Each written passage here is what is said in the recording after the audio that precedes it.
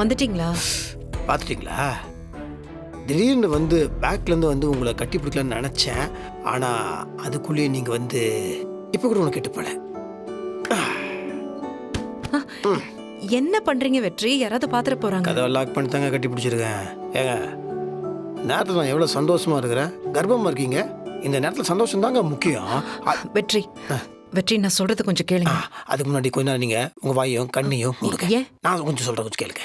இந்த பக்கம் திரும்புங்க, கண்ணை மூடுங்க. கண்ணை திறக்கூடாது, வெற்றி. வாயும் திறக்கூடாது.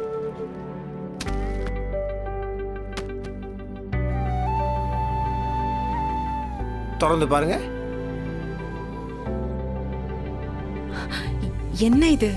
இது உங்களுக்கு புடவை, இது தியா பாப்பாக்கு ட்ரெஸ்ஸு. எதுக்கு இதெல்லாம்? எதுக்கா? ஏங்க என் அப்பா அவர் பணத்தில் எனக்கு சட்டை பேண்ட் வாங்கி தரேன்னு சொல்லி காமிச்சாரு. அது கூட பரவாயில்ல. பொண்டாட்டி கூட நான் தான் புடவை வாங்கி தரேன்னு சொன்னார் பார்த்தீங்களா? அது எவ்வளோ அசிங்கமான விஷயம்.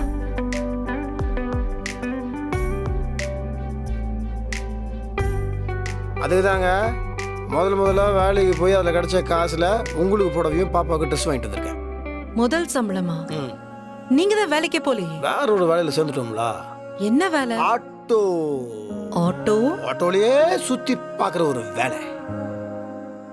அந்த வேலையை முடிச்சுட்டு அதில் கிடைச்ச காசில் உங்களுக்கு இதெல்லாம் வாங்கிட்டு வந்துட்டேன்.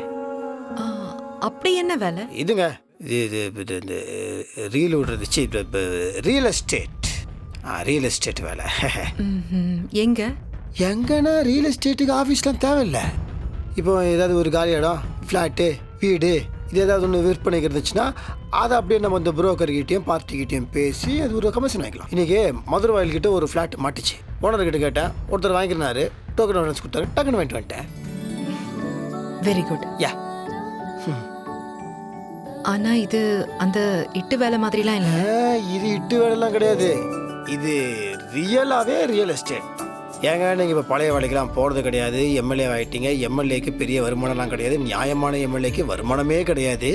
இப்போ உங்களை பார்க்கறதுக்காக 4-5 பேர் வருவாங்க. வந்தாங்கன்னா வீட்டில் கல்யாணம், காது குத்து, நல்லது கெட்டதுன்னு கூப்பிடுவாங்க. கூப்பிட்டாங்கன்னா வெறுங்கையோடு நீங்கள் போக முடியாது. நாளைக்கு ஏழைப்பாளைங்க வந்து என் குழந்தைங்களுக்கு ஸ்கூல் ஃபீஸ் கட்டணும்னா நான் கவர்மெண்ட்டில் மனு போடுறேன், பணம் வந்ததுக்கப்புறம் கட்டுறேன்னு சொல்ல முடியுமா? சொல்ல முடியாது. நம்ம கை காசு தான் கொடுக்கணும். நம்ம கை காசு கொடுக்கணும். நம்ம 2 பேருமே வேலைக்கு போய் ஆகணும். நம்ம குடும்பத்தில் 2 பேர் +1 3 ஆச்சு. இப்போ 1 2 தியா பாப்பா, குட்டி பாப்பா. இப்போ இந்த பாப்பா வந்ததுக்கு அப்புறம் என்ன ஆச்சுன்னா என்னோட பொறுப்பு ஜாஸ்தி ஆச்சு. நான் வேலை பார்க்கணும், நீங்களும் வேலை. இந்த பாப்பா கஷ்டப்படவே கூடாது. நல்ல ஸ்கூல்ல சேர்க்கணும், நல்லபடியா பார்த்துக்கணும், நிறைய வேலை இருக்கு.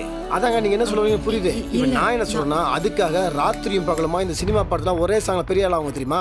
அந்த ரேஞ்சுக்கு நான் தூக்கம் இல்லாம, சாப்பாடு இல்லாம பயங்கரமா வேலை பார்க்க நான் எல்லாத்தையும் பார்த்துக்கிறேன். நீங்க கவலைப்படாதீங்க. புரியுதா உங்களுக்கு? எங்க போறீங்க? எனக்கு டைம் எடுங்க, ஏகப்பட்ட பொறுப்பு இருக்குங்க எனக்கு. நீங்க இந்த புடவை பிடிச்சிருக்கா பாருங்க. நீங்க பாருங்க, நான் உங்களுக்கு நிறைய புடவை வாங்கி.